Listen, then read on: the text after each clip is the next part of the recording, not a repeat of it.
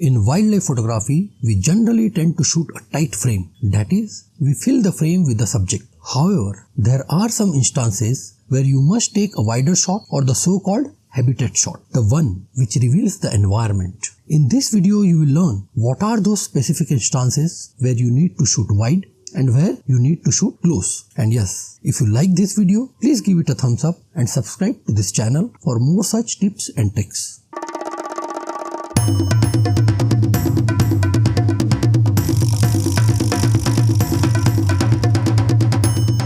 As a rule of thumb, whenever subject is looking at you or it establishes an eye contact, then you must shoot close. Sometimes, even if animal is not directly looking at you, but the eyes are clearly visible, then also it is prudent to shoot close. But whenever the subject is facing away, then it is advisable to include more of a surrounding and make it an environmental or the so-called habitat shot.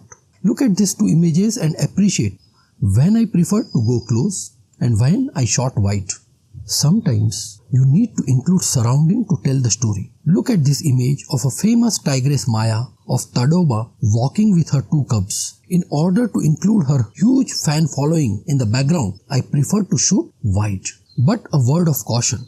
Whenever you are taking a wider shot, make sure that you use a wider aperture to minimize depth of field, else the attention from the main subject would be diverted. You do not want two or more competing elements in one photograph. I hope this quick tip will help you to make decision whether to shoot close or to shoot wide.